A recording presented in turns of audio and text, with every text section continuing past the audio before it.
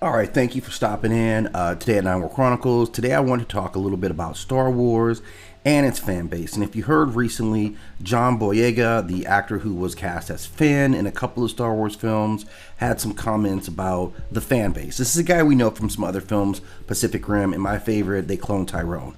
But what he talked about was the Star Wars fan base being very oppressive, very racist, and only wanting to see the kind of stereotypical reflections of Star Wars. But Star Wars has kind of flipped its script on what it started off to be. The fan base has become what they warned us about. Essentially, it has become a base of sameness or lacking diversity or even hating diversity. Now, I want to go back to the roots of the story. It's kind of a fascinating story because it is a story that is rooted in resisting oppression. It's about challenging an empire. It's about freedom and rebellion.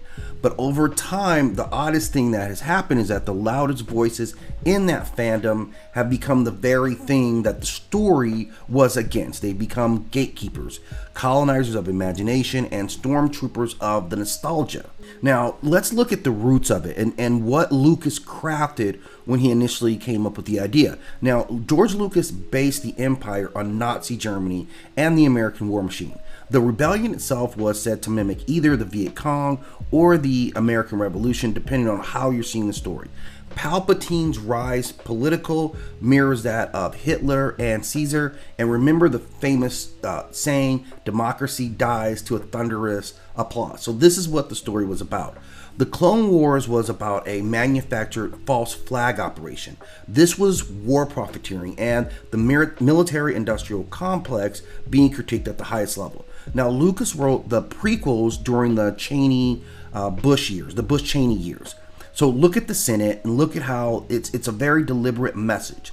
So the thing about Star Wars, and this is from George Lucas himself, Star Wars has always been a political film. It's always been about how societies give up their liberty for security. So when people come and say, don't bring politics into Star Wars, what they're really saying is, don't challenge my comfort with Star Wars, because the story itself has always been political from its inception. There is no way around that. And if we look at what he did, George Lucas, I'm going to talk about specifically, the original trilogy was diverse for this time, for that time when this came out. Now, Billy D. Williams as Lando was bold. He wasn't just a character. He wasn't like a backdrop. He wasn't a comedic outlet. He was charismatic. He was complex. He was very powerful. Let's look at the things that Lando did himself, getting his own city, like carving out his own niche to then, of course, be oppressed by this empire.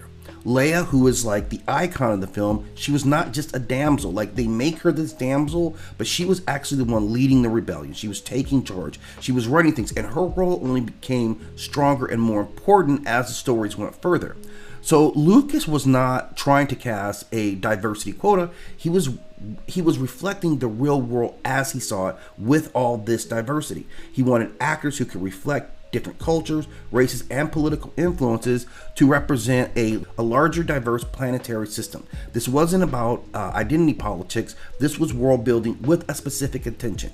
So Lucas knew the galaxy was big, but a portion of his fandom only saw themselves, and they want to keep it that way, right? So when the fandom strikes back, it strikes back with toxicity.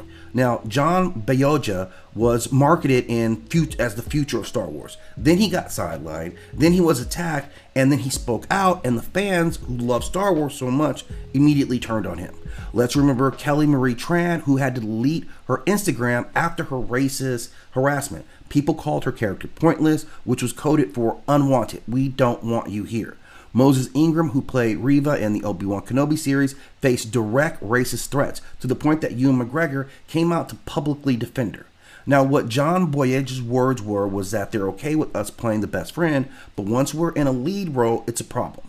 Now, the idea was that the Force was supposed to be for everyone, but too many fans only embrace inclusion when that part stayed in the background. They didn't want to see the actual inclusion that the movie was representing, feeling that their only way to hold it is to keep it to this limited group. It only represents this group. Now, many fans worship Star Wars. Like, let's be honest, this is a message that got lost. because the way that they worship Star Wars is similar to the way people worship the Bible. They're cherry picking, they're ignoring context, they're rewriting history. And again, I come to this phrase of keeping politics out of Star Wars shows a fundamental misunderstanding or willful ignorance of what is in the story's actual DNA. The rebellion itself was diverse. Stormtroopers themselves were always the enforcers of order and sameness. It is reflected in how they attired them, that they were literally clones who went out and mindlessly executed the instructions of a small, very group. Like, that was not lost, that there was this very small group of decision makers on one side, where you had a whole galactic rebellion on the other side that were forced to work together. And some fans themselves stopped being the rebels. Like, they became the Empire. They protected the OAs, they attacked difference, and labeled anything new as a threat. That's how they see it. Now, let's take a look at George Lucas, the man who authored all this. Now, in his life, he didn't just write diversity, he lives it. He is married to a black woman who is a business titan, who is a symbol of power and grace herself. He then gave us Mace Windu, a calm, powerful, no-nonsense Jedi, played by one of the most bankable actors of all time, and Samuel L. Jackson. That was not by accident that Mace reflects this idea of a calm black man, going far away from the trope of the angry black man that we see presented a lot of times. Now, Lucas embraced inclusion naturally. The Disney era has revealed how much resistance still lurks in that fandom that was waiting to strike out as soon as they found an opportunity. Now, kind of getting into what the rebellion needs, it always needs new heroes. It found them in Finn, Rose, Reva, and they reflect the galaxy that mirrors a real world. It's complex, it's multicultural, it's evolving. The real rebellion is about rejecting conformity, right? Challenging tradition, fighting for those who are being erased. It's amazing because you look at quotes from the actual movie for Power, right? They talk about fear leads to anger, anger leads to hate, hate leads to suffering. Well, the fan base has shown this. And if someone's really a Star Wars fan, you need to act more like a Jedi. You need to question power.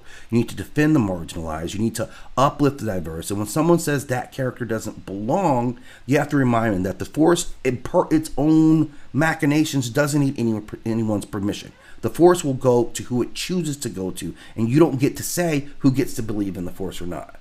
So if you believe in the rebellion, if you're in with freedom, if you're in the spirit of Star Wars, then it's time to start speaking up against this very toxic, hateful fan base. This is not just for yourself, but the people that George Lucas imagined would be feeling and seeing this down the road.